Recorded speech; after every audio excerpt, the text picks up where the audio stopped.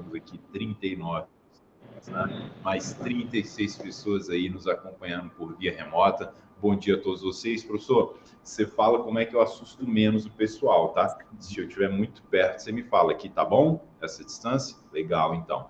Então, bom dia a todos vocês, pessoal. O objetivo do nosso encontro hoje, em 1 hora, é falar sobre controle de constitucionalidade. Bom, mas por que falar sobre controle de constitucionalidade? Pessoal, é impossível você ser um bom operador do direito se você não tiver dimensão, se você não tiver conhecimento acerca do que é o controle de constitucionalidade. Como é seu nome? Isabela. Estou aqui com a Isabela do primeiro semestre, né? O professor Igor já sorteou um livro aqui, a Isabela ganhou, né, sobre o controle de constitucionalidade. A Isabela está no primeiro semestre. Isabela, por que é importante eu conhecer controle de constitucionalidade? Existe um camarada que é muito estudado por nós ao longo do curso de Direito, chamado Hans Kelsen.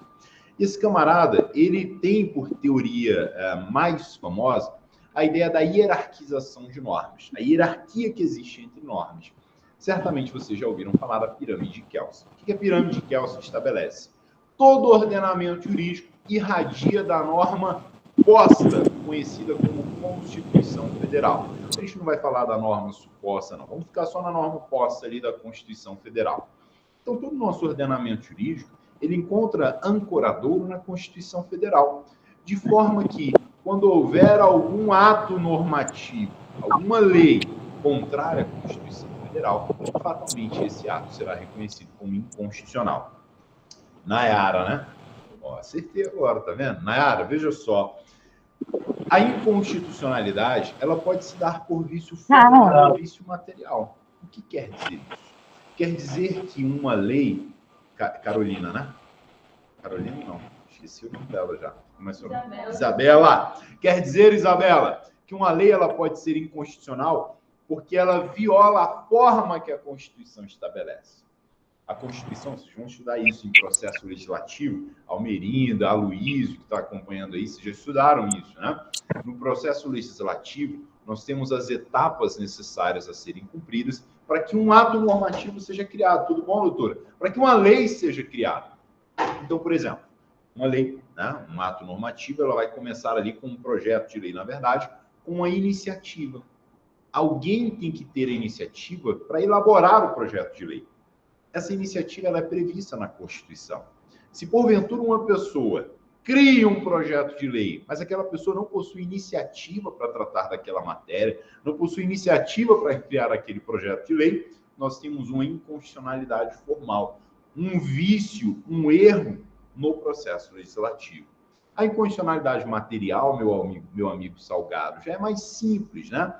A inconstitucionalidade material é aquela cujo conteúdo da norma viola o conteúdo da Constituição. Por exemplo, como é seu nome, doutora? Valesca? Valesca, eu posso ter uma lei distrital que cria pena de morte? Não, não posso. Por quê? Porque a Constituição veda, como regra, trazendo apenas aquela exceção que nós conhecemos. Então, se uma lei distrital cria pena de morte, está tendo muito furto no DF. Pena de morte para quem praticar furto daqui para frente, essa lei vai ser inconstitucional. Por quê? Porque o conteúdo dela viola a Constituição. Então, veja, para que você seja um bom operador do direito, seja advogado, promotor, juiz, procurador, delegado, não sei o que você almeja aí para a sua profissão, é imprescindível que você domine controle de constitucionalidade. Por quê? Porque tudo que você vai escrever, tudo que você vai fazer no exercício da sua profissão, irradia da Constituição. Tranquilo até aqui, né? Para que nós avancemos um pouco mais, a gente precisa quebrar um paradigma, tá, Nayara? Qual o paradigma? De que controle constitucional é a matéria mais difícil do curso de Direito. Isso é mentira, né? Isso não é verdade. Controle de constitucionalidade não é difícil. Controle de constitucionalidade é técnico. Se você pegar uma decisão do Supremo Tribunal Federal, você vai ver que as decisões são técnicas. Você vai ler lá os acórdãos, né? 100 e poucas páginas, 200 e poucas páginas, são decisões técnicas. E a gente precisa conhecer essa técnica, porque amanhã vai ser você que vai estar ali fazendo uma sentença, vai ser você que vai estar fazendo um parecer. Nós precisamos conhecer essa técnica. Agora vai vendo, pessoal. Aqui no Brasil, nós adotamos pegar o que há de melhor em outros países, né? Trazendo isso para o direito, isso é um fato.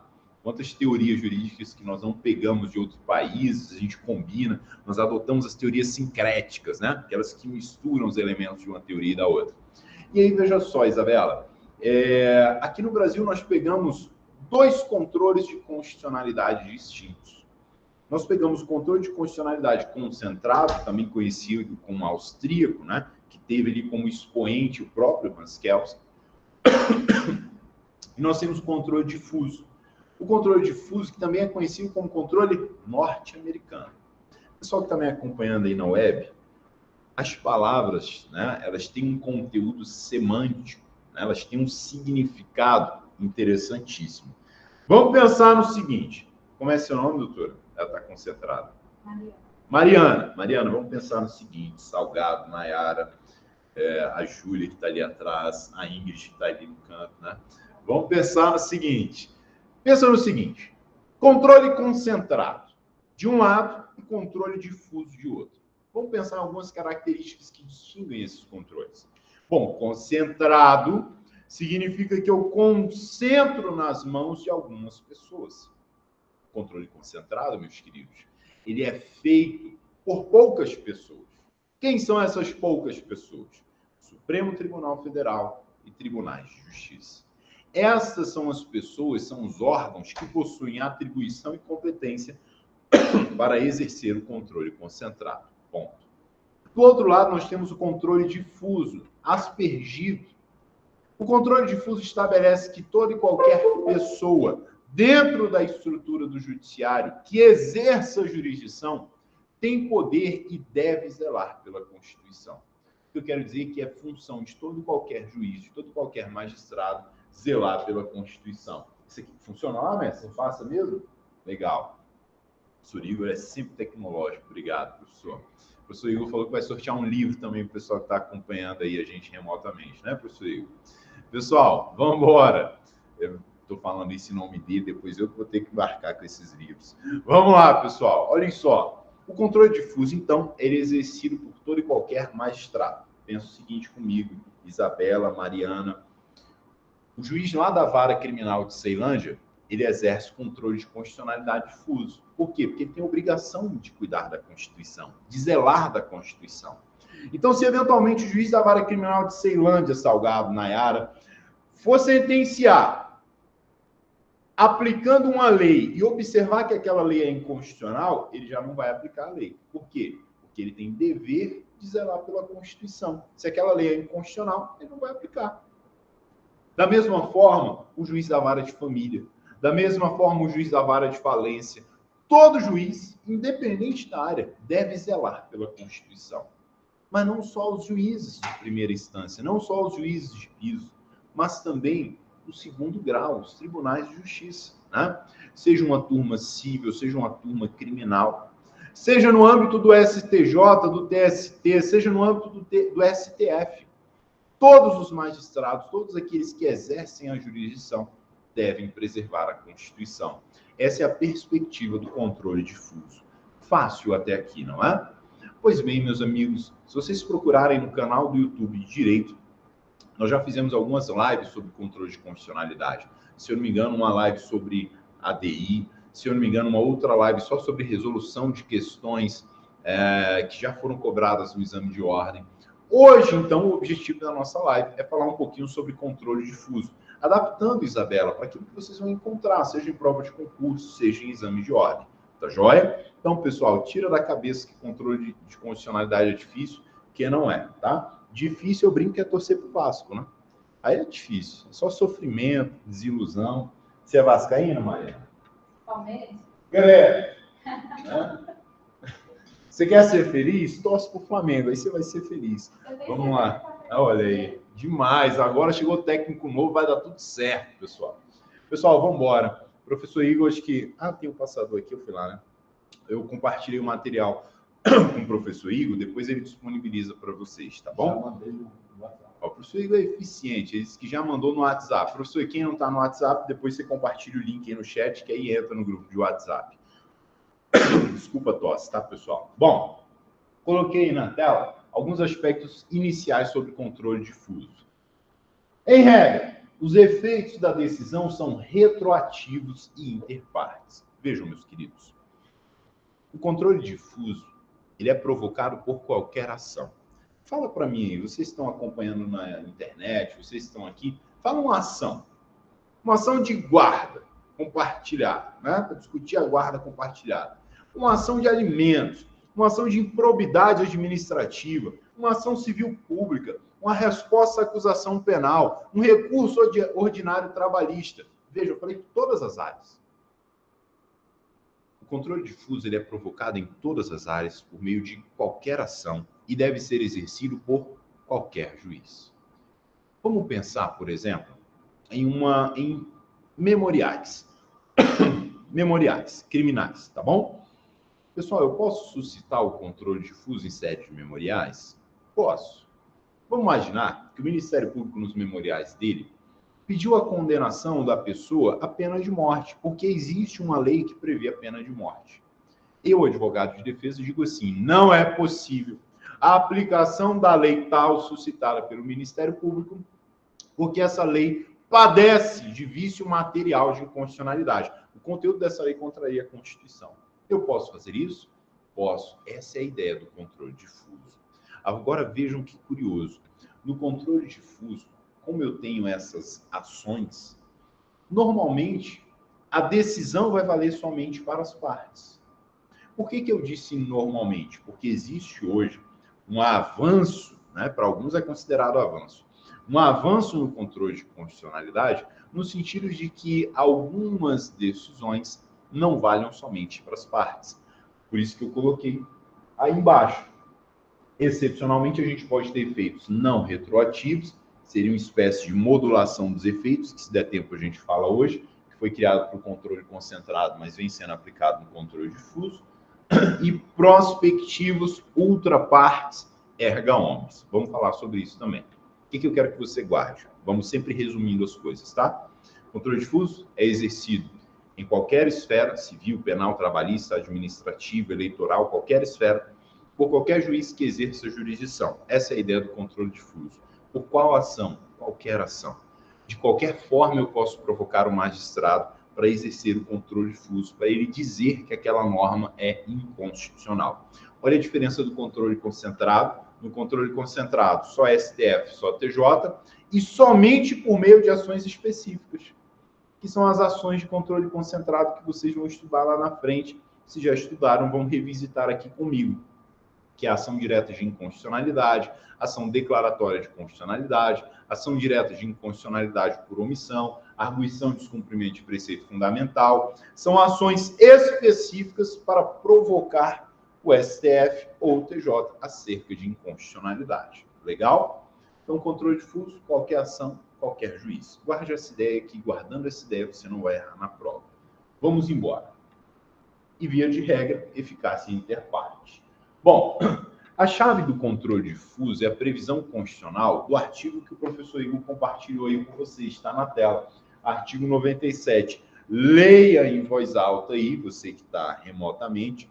Aqui, o Salgado lê para a gente, Salgado. O Salgado vai ler para a gente aqui, às vezes o Salgado brilhar. Mas se você está aí acompanhando remotamente, no metrô, no ônibus, leia em voz alta também, né? Leia aí onde você estiver para você internalizar esse artigo. É importantíssimo. Vai lá, Salgado, brilha. Está na tela. Ih, vou te ajudar. Salgado está tímido. Artigo 97. Somente pelo voto da maioria absoluta de seus membros ou dos membros do respectivo órgão especial poderão os tribunais declarar a inconstitucionalidade de lei ou ato normativo do poder público. Meus amigos, aqui nós estamos dando o primeiro passo. Tão certo como o ar que você respira. Qualquer prova que você vier a fazer vai cobrar o artigo 97 da Constituição. O artigo 97 da Constituição, ele traz uma regra. Professor, que regra é essa? A regra é a seguinte: no âmbito dos tribunais, os tribunais precisam observar, você já sabe, a cláusula de reserva de plenário. Nossa Senhora! Algumas pessoas ouvem essa expressão e se arrepiam. cláusula de reserva de plenário precisa ser observada pelos tribunais. Isabela, o que é a cláusula de reserva de plenário? O Constituinte falou, olha, a gente está falando do controle difuso, né? Legal. Vamos colocar uma regra, então, no seguinte sentido do controle difuso. Quando os tribunais, estamos falando a partir de segunda instância, né? TJ. Quando os tribunais forem exercer o controle de constitucionalidade difuso, eles precisam observar a cláusula de reserva de plenário. Bom, o que essa cláusula diz? Essa cláusula diz o seguinte, olha comigo, acompanha. Somente pelo voto da maioria absoluta de seus membros. Primeiro ponto. No âmbito dos tribunais, só quem pode decidir pela inconstitucionalidade no controle difuso é a maioria dos seus membros. Bom, todos os membros do tribunal, eles se reúnem em um órgão chamado de pleno. Já ouviu falar, Valesca, do pleno? É Valesca? Já ouviu falar do pleno? Pleno significa que todos os desembargadores ali estão se reunindo para decidir algumas questões. Então, todas as vezes que a Constituição ou o próprio regimento interno exigir a deliberação da maioria dos membros, da maioria dos desembargadores, nós estaremos diante do pleno. Todos os desembargadores estarão reunidos para decidir algo. Esse algo, aqui no nosso caso, é para decidir acerca de uma provocação inerente à constitucionalidade ou inconstitucionalidade, ou melhor, a inconstitucionalidade de um dispositivo. Beleza? Beleza. Mas o artigo 97 continua dizendo assim, ó, ou dos membros do respectivo órgão especial. O TJ, por exemplo, o TFT, a gente tem alguns órgãos, né? O TJDFT, ele é organizado, não é bagunça. Então, por exemplo, lá no TJDFT, a gente tem, ó, deixa eu passar aqui para estar no material aí de vocês. Ó, a gente tem no TJ o Tribunal Pleno, composto por todos os membros do tribunal. E aí nós temos, antes de falar do órgão especial, tudo bom? Pode entrar, gente. Nossa, acho que vai só faltar lugar, porque está bem cheio aqui. Vamos entrando, vamos entrando. Mas veja só, além do tribunal, o professor Igor está rindo aqui. Olha só, além do Tribunal Pleno do TJ, nós temos os órgãos fracionários. Vamos imaginar que nós tenhamos 100 desembargadores. Esses 100 desembargadores vão compor o Tribunal Pleno. E os órgãos fracionários? São aqueles órgãos dentro do TJ compostos por partes desses desembargadores. Aqui eu coloco, por exemplo, ó, turmas, câmaras, sessões. Então, aqui no TJ, a gente tem, por exemplo, a primeira turma criminal. Na primeira turma criminal não vão estar os 100 desembargadores, vão estar parte daqueles 100 desembargadores, ok? Então, o tribunal tem Tribunal Pleno e os órgãos fracionários. Mas o artigo 97 da Constituição, vamos voltar, o artigo 97 fala de um outro órgão, ó, ou dos membros do respectivo órgão especial. O que é o órgão especial, pessoal? O tribunal ele pode criar um órgão especial para delegar algumas funções que caberiam ao pleno. Você concorda comigo que reunir, às vezes, desembargadores não é uma tarefa fácil? Cada um tem seus compromissos, tem os imprevistos, tem problemas de saúde. Então, algumas situações são delegadas para esse órgão. O tribunal, então, cria esse órgão, chamado órgão especial, e atribui a ele algumas funções. Dentre elas, Isabela, a função de apreciar o controle de constitucionalidade difuso. É por isso que a Constituição diz assim, ó, o que eu quero que você guarde? O que eu quero que você guarde?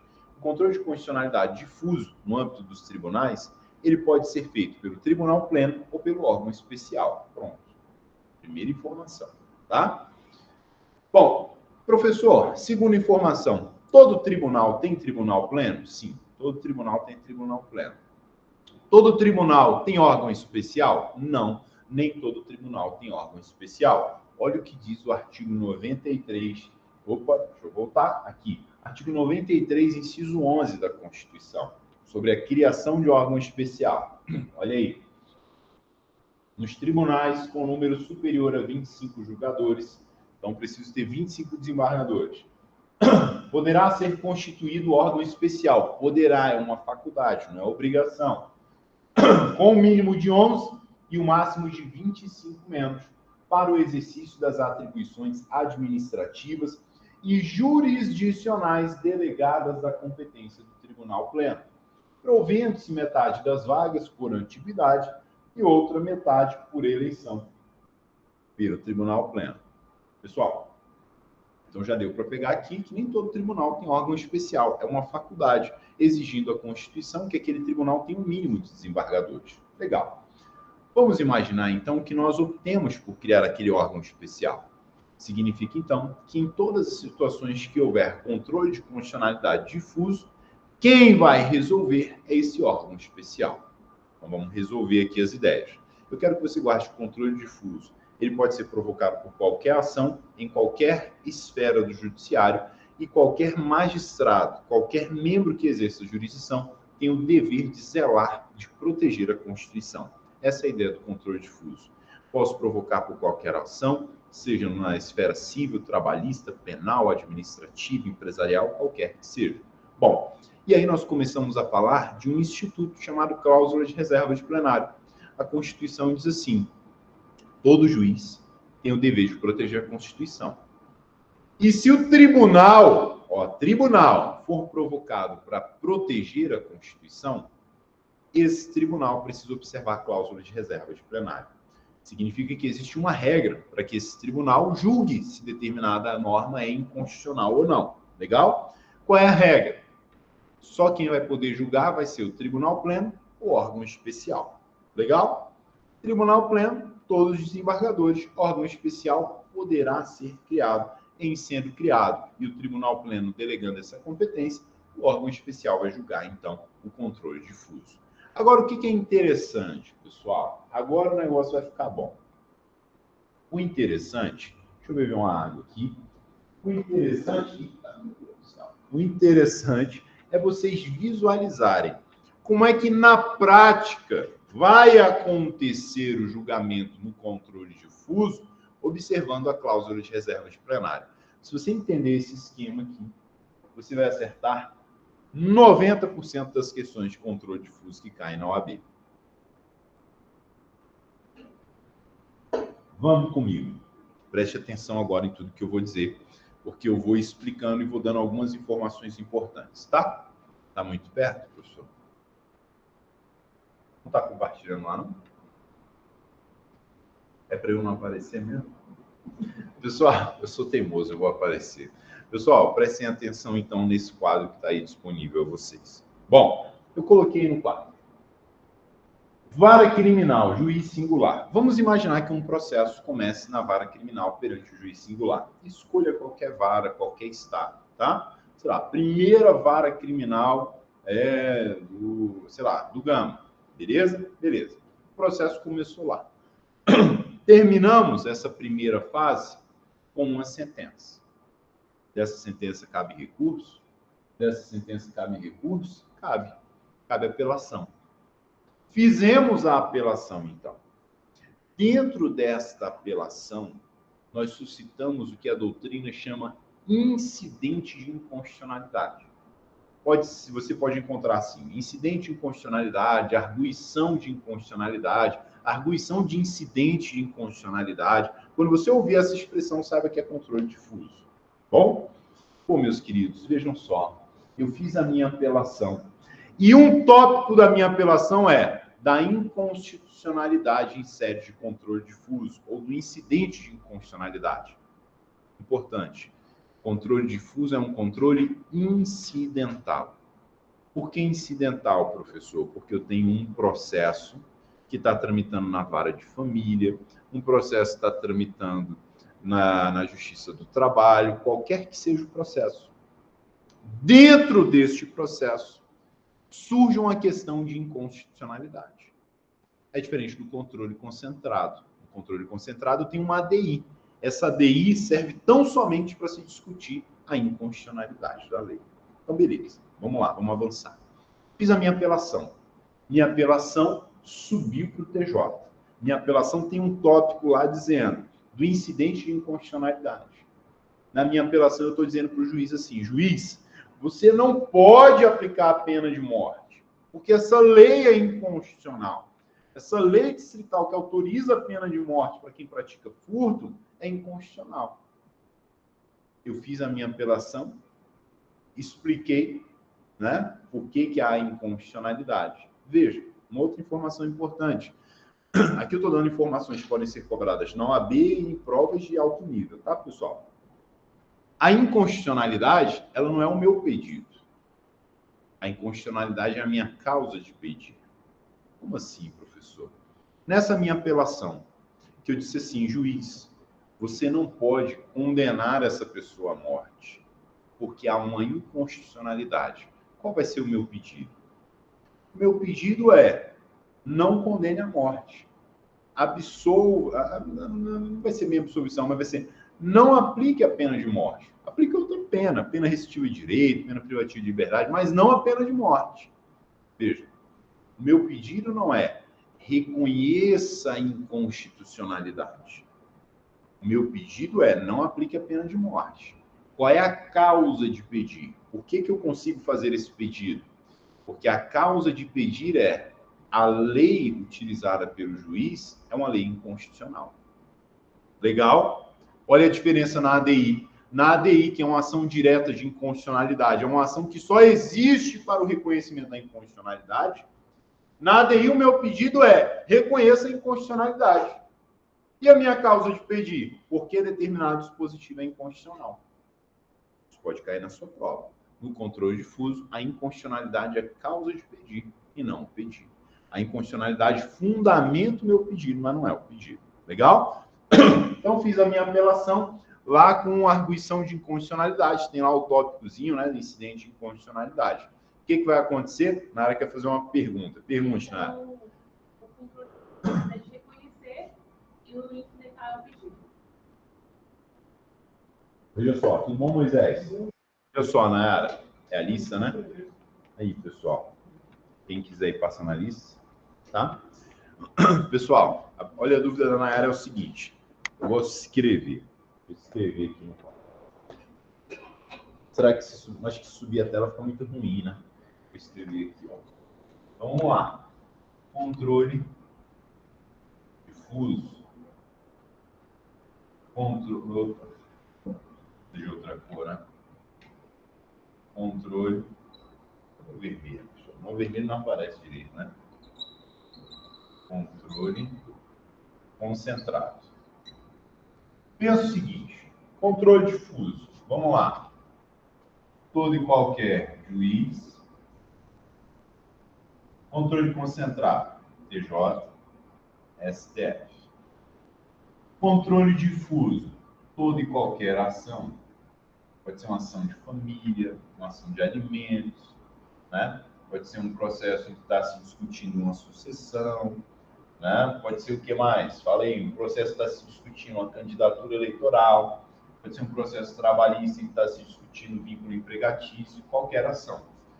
Controle concentrado, temos ações específicas, ADI, ADC, ADO, ADPF, BDB, para... Beleza, pessoal? Tranquilo. No controle difuso, controle difuso é incidental. Incidental quer dizer que vai acontecer dentro dessa ação. No controle concentrado, não. No controle concentrado, essa ação serve para isso. Nessa ação eu só vou discutir isso. Aqui não. Aqui eu vou discutir os alimentos, por exemplo, com a ação de alimentos. E além dos alimentos, eu vou discutir se incidentalmente essa lei não é inconstitucional. Legal? Significa que aqui na área, quando eu for fazer um pedido de reconhecimento de inconstitucionalidade, eu tenho que observar. Quando a gente faz uma petição, tá, pessoal? A gente normalmente organiza as ideias assim, ó. Eu tenho a causa de pedido, que é a minha fundamentação. Por que eu vou pedir isso? É a minha fundamentação. E eu tenho o meu pedido, que é o que eu quero. Então, veja, é uma relação de efeito, causa e consequência. Eu quero isso por conta disso. No exemplo que eu dei aí da apelação, veja comigo. Qual é o meu pedido? Não aplicação da pena de morte. Legal? Qual é a minha causa de pedido? Porque a lei distrital que autoriza a pena de morte é inconstitucional. Veja, meu pedido não é a declaração de inconstitucionalidade. Meu pedido é a não aplicação da pena de morte. Por quê? Porque a lei que fundamenta essa decisão do juiz é inconstitucional. Legal? No controle concentrado, não. Vamos pegar um ADI, uma ação direta de inconstitucionalidade, para vocês terem uma ideia. Na ADI, tanto a minha causa de pedido, quanto o meu pedido versam sobre inconstitucionalidade. Qual é o meu pedido? Meu pedido é que o artigo 52 da Lei A seja inconstitucional. Qual é a minha causa de pedido? É inconstitucional porque fere a Constituição nisso, nisso e nisso. Legal? Então, veja, é por isso que disse que no controle difuso, a inconstitucionalidade é uma questão incidental. No controle concentrado, a inconstitucionalidade é uma questão principal. Por quê? Porque a ação serve só para isso. Legal? Vamos voltar. Professor, eu viro aqui ou o senhor vira? Legal, Nara? Tranquilo? Água. Eu não sei vocês, mas eu estou morrendo de fome. Próxima vez, o professor vai organizar um lanchinho para a gente também. Ó, o pessoal que está assistindo aí remotamente, tá feito convite para vocês. Próxima live, venham presencialmente. O professor Igor vai providenciar um lanche aqui para todos nós, tá bom? E lanche bom. Ele disse que só vai trazer de Coca-Cola para cima. Pessoal, vamos embora. Então acompanhe o raciocínio comigo. Tivemos a sentença proveniente do juiz da vara criminal, apelamos. Na nossa apelação tem um tópico, incidente de inconstitucionalidade. A nossa apelação subiu. Subiu para onde? Para o tribunal. Vamos pegar o TJDFT? Subiu para o Tribunal de Justiça do Distrito Federal e Territórios. Nossa apelação vai ser autuada, vai ser distribuída. A nossa apelação vai ser distribuída... Deixa eu pegar um house aqui, pessoal, para ver se a minha tosse melhora. Um minutinho.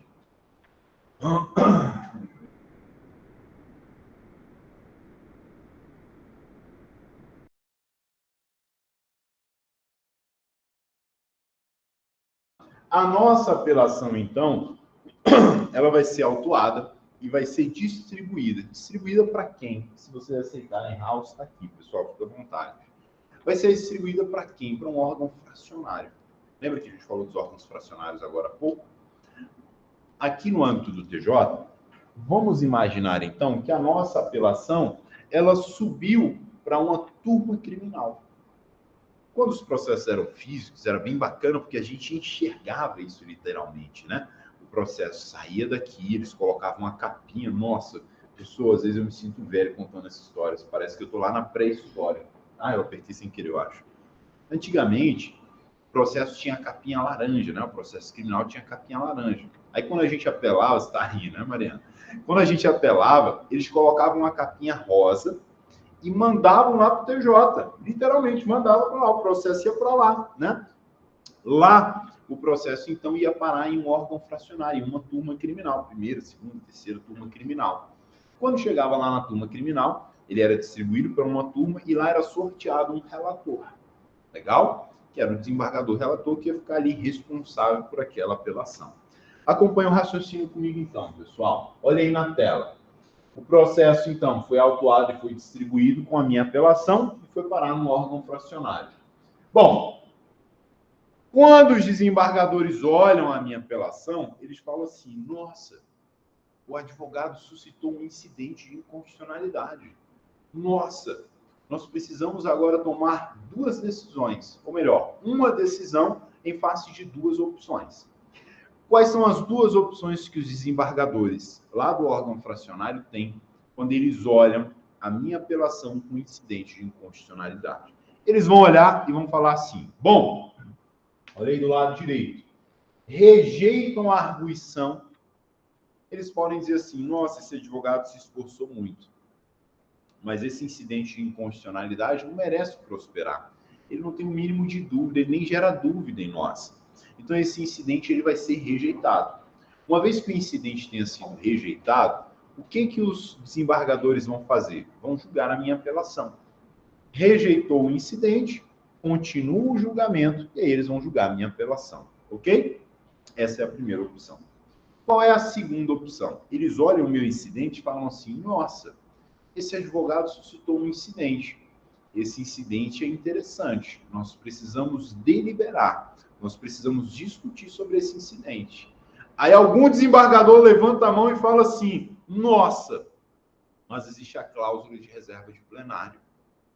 A cláusula de reserva de plenário diz que nós aqui, nesse órgão fracionário, nós nessa turma criminal, nós não podemos resolver esse incidente provocado pelo advogado. O que nós aqui no órgão fracionário precisamos fazer? Nós precisamos suspender o julgamento da apelação e mandar esse incidente ou para o pleno ou para o órgão especial. Porque, de acordo com o artigo 97, no âmbito dos tribunais, quem resolve incidentes de inconstitucionalidade é o pleno ou o órgão especial. Deu para pegar? Então, vamos lá. Os desembargadores olham minha apelação. Nossa, tá gravando, né, mestre? Pronto, você vai poder assistir 79 vezes, vai enjoar de tanto assistir essa aula. Lá, então, vai estar dizendo, ó, tem um incidente, os desembargadores podem rejeitar. Se rejeita, o julgamento do feito continua, eles vão julgar a minha apelação. Se eles acolhem, eles suspendem o julgamento da apelação. Faz sentido, não faz, Mariana? Por que faz sentido? Porque eu só posso julgar a apelação depois que eu resolver o incidente. Eu só posso dizer para o advogado que eu dou provimento ou nego provimento à apelação depois que eu resolver essa questão incidental, depois que eu resolver a causa de pedido. Então, nós do órgão fracionário, nós aqui da primeira turma criminal, a gente não pode resolver esse incidente. Vamos mandar para o pleno ou para o órgão especial.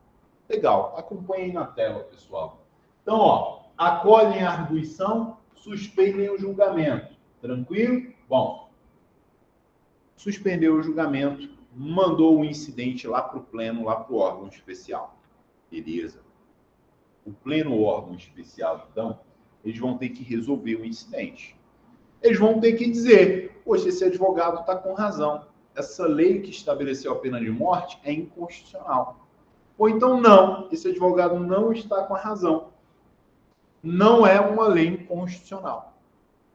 Vejam, meus queridos, o pleno vai resolver isso, tá? E o pleno vai se manifestar por meio de um acórdão.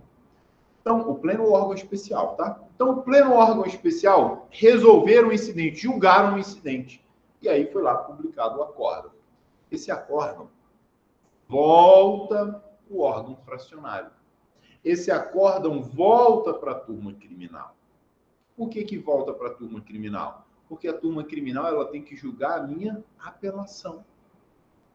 Então, agora que a turma criminal, que o órgão fracionário sabe qual é o resultado do incidente, eles podem julgar a minha apelação. Então, ó o terceiro passo. Julgam a apelação. Quem julga a apelação? O órgão fracionário. O incidente foi resolvido lá em cima, pelo pleno e pelo órgão especial, publicaram um acordo, pega esse acordo, manda lá para o órgão fracionário e fala, órgão fracionário, agora que a gente resolveu o incidente, agora que a gente disse se a lei é ou não é inconstitucional, você pode julgar a apelação. Se a lei for inconstitucional, não pode ter pena de morte. Se a lei for constitucional, a pena de morte foi aplicada pelo juiz, vai ser o quê? Mantida. Perceberam, então, por que eu tenho que julgar um incidente?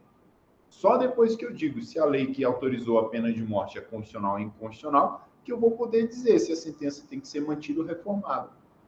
Então, ó, finalmente, o órgão fracionário vai julgar a minha apelação. E aí, só para a gente fechar o ciclo, pessoal, nunca é demais lembrar que deste acórdão, outro acórdão, que julga a minha apelação, cabe aí, meus amigos, mais recurso. Nós temos a possibilidade de recurso especial para o STJ ou recurso extraordinário para o Supremo Tribunal Federal. Legal? Fala a verdade para mim. Você que está me assistindo aí, né? Vamos ver quem vai dizer a verdade. Você que está me assistindo, você está achando difícil esse conteúdo? Não é difícil. São muitos detalhes. Responda aí no chat. Professor Igor, por favor, minta para mim. Se alguém disser que é difícil, você vai dizer para mim que eles estão dizendo que é fácil, né? E vocês aqui? É muito detalhe, né? A doutora tá ali, chega, tá rindo, né? É muito detalhe, não é difícil, mas é muito detalhe. Depois que você pegar essa sistemática, como funciona, é tranquilo. Direito é fácil, meus amigos. Não, não é? Direito é fácil. Bom, beleza então.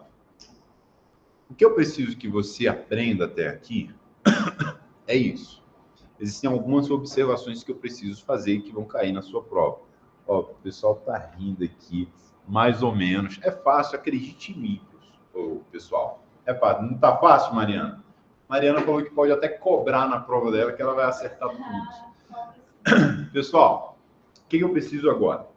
Essa é a regra, tá? Existem várias exceções, vários posicionamentos do Supremo Tribunal Federal.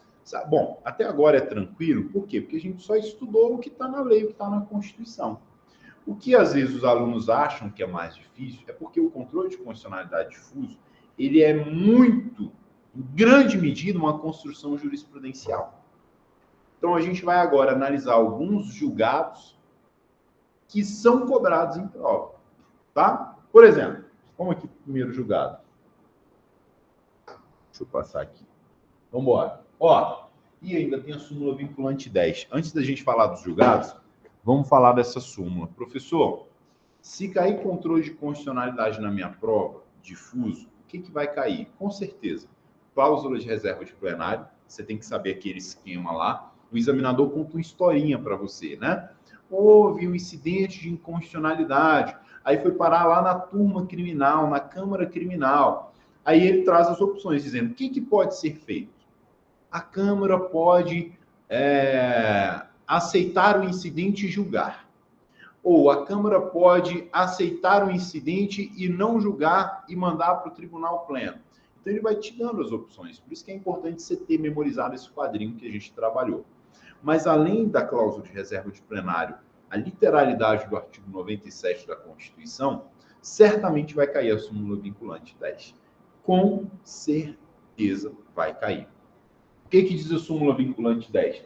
Às vezes, o texto não ajuda muito, né, pessoal? Mas a gente vai ler, eu vou explicar, e aí você vai entender e vai arrebentar na prova. Olha aí.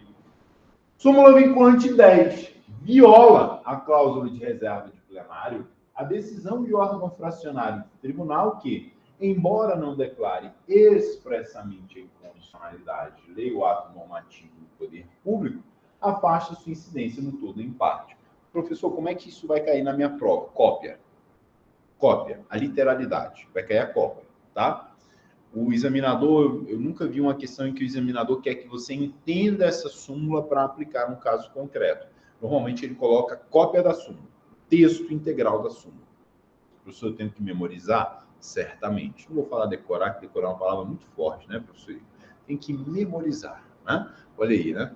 Pessoal, então você tem que memorizar o texto do artigo da súmula vinculante. Bom, agora o que essa súmula vinculante quer dizer? Rapidinho. Essa súmula vinculante quer dizer o seguinte: viola a cláusula de reserva de plenário. Opa, nós estaremos diante de uma hipótese, então, em que o Supremo está falando, se você fizer isso, tribunal, você estará violando a cláusula de reserva de plenário. Qual é a situação, então, que o Supremo descreve como violação à cláusula de reserva de plenário? Vamos lá. A decisão do órgão fracionário. Então, vamos lá.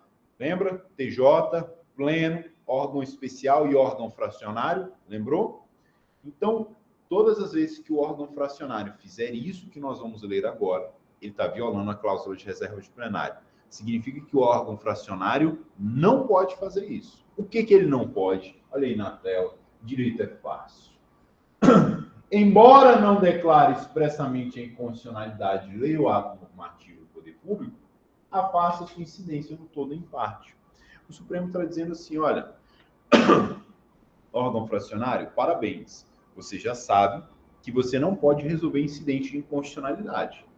Se tiver um incidente de inconstitucionalidade, você tem que mandar para o pleno ou para o órgão especial. Parabéns, você já entendeu isso. Mas você também precisa entender que viola a cláusula de reserva de plenário se você fizer o seguinte. Chegou lá a minha apelação, né? Tem lá um incidente de inconstitucionalidade. Aí o advogado está dizendo assim, ó, Eu quero que essa sentença seja reformada porque o artigo 1º da Lei A é inconstitucional. Então, o advogado colocou lá, incidente de inconstitucionalidade. A sentença de piso merece reforma porque o artigo 1º da Lei A é inconstitucional. O que o órgão fracionário estava fazendo, professor, a ponto do STF editar essa súmula vinculante? O órgão fracionário fazia assim. Bom, eu sei que eu não posso decidir, eu não posso resolver esse incidente. Mas sabe o que eu vou fazer? Eu vou dizer o seguinte, eu vou julgar a apelação, dizendo que, neste caso, a gente não aplica o artigo 1º, mas sim o artigo 2º. Como o artigo 2º não é objeto, não foi discutido pelo advogado, então eu não digo que é inconstitucional, porque eu não posso, eu só aplico um outro dispositivo. Isso é vedado. É exatamente isso que o Supremo está dizendo. O Supremo está dizendo, ó, você não pode afastar, você não pode afastar a incidência no todo ou em parte de uma lei ou ato normativo. Você não pode fazer isso. Você não pode dizer, eu não vou aplicar o artigo 1º. Isso é afastar a incidência.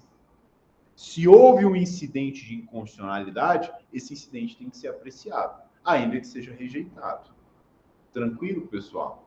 É isso que diz a súmula vinculante número 10, tá? Tem que memorizar. Vai cair, certamente vai cair na sua prova. Tranquilo? Vamos avançar um pouco mais.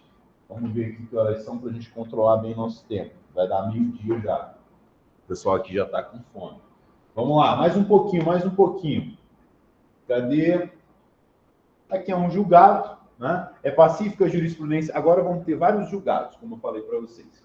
É pacífica a jurisprudência do Supremo de que não há violação do artigo 97 quando o tribunal de origem, sem declarar a inconstitucionalidade de norma e sem afastá-la sob fundamento de contrariedade à Constituição, limita-se a interpretar a legislação infraconstitucional. Nossa Senhora!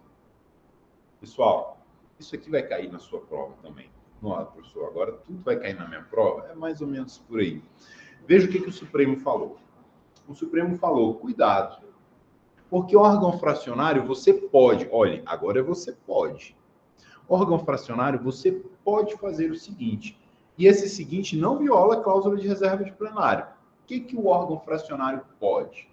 Chegou lá, o advogado fez a apelação, tem lá um incidente de inconstitucionalidade, né?